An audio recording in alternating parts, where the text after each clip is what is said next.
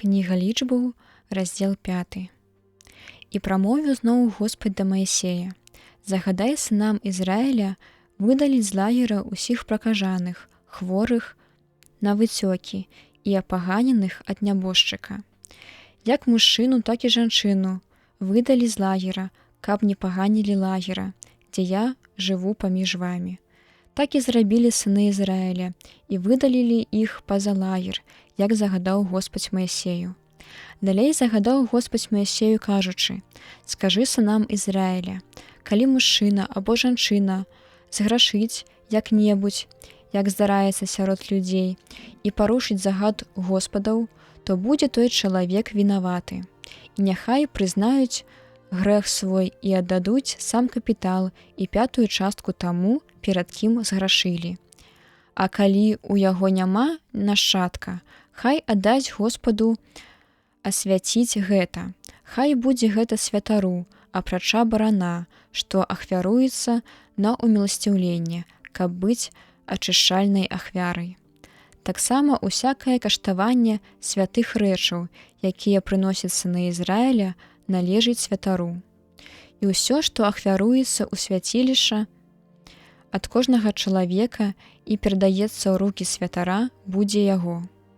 І казаў Господ Маісею, кажучы: «Пагавары з сынамі Ізраіля і скажы ім: муж, жонка якога распуснічала і, ашукваючы мужа, спала з чужым мужчынай, і муж яе пра гэта не ведае, а яна дапусцілася нячыстасці, і сведкаў на гэта няма, бо не заспелі яе ў час распусту. Калі дух падазрэння ахапіў мужа супраць яго жонкі, якая або сапраўды спракудзілася, або пераследуецца памылковым падазрэннем, хай прывядзе ён яе да святара і складзе ў ахвяру за яе 10-ю частку эфы мукі ячменнай.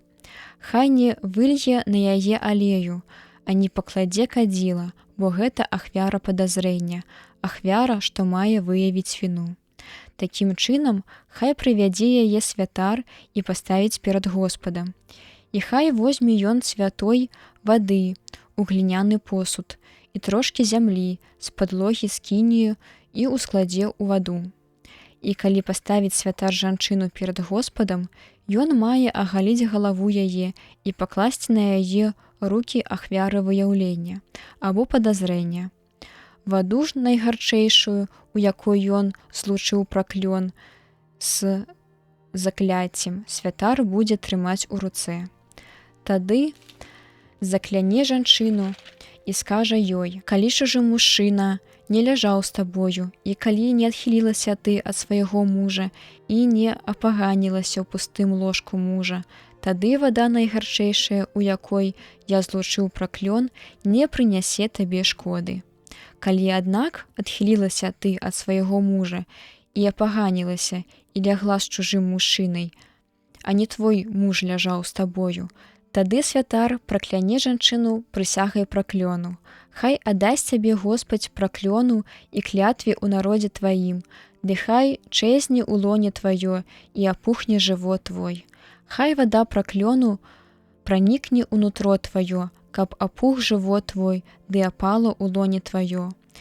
І жанчына адкажа: амін, амін. І хай напіша святар на скрутку гэтыя праклёны і пасля змыне іх вадою найгарчэйшаю і дасць выпіць жанчыне горкую ваду, у якую ён сабраў праклёны, і хай пранікне ў яе вада праклёну, што спрычыніць горкі боль.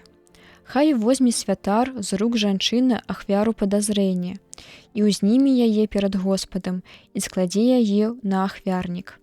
Хай возьме з яе поўную жменю ахвяры, што прыносіцца на памяць, і хай спаліць яе на ахвярніку, а затым хай дасць жанчыне выпіць ваду найгарчэйшую.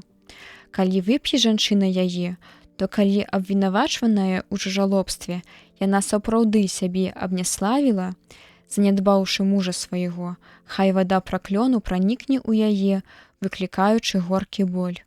У лоне яе ападзе і жывот апухне. І хай будзе тая жанчына праклятая ва ўсім родзе сваім. Калі тая жанчына не абняславіла сябе, але была чыстай, то хай застанецца непашкоджанай і хай нараджае дзяцей. Гэта закон адносна падазрэння, калі жонка адхіліцца ад свайго мужа і абняславіць сябе, і калі муж яе, пабуджаны духам рэўнасці, прывядзе яе да аблічча Господа, а святар споўніць для яе ўсё, што прадпісана. Хай муж яе будзе без віны, а тая жонка хай адкажа за грэх свой.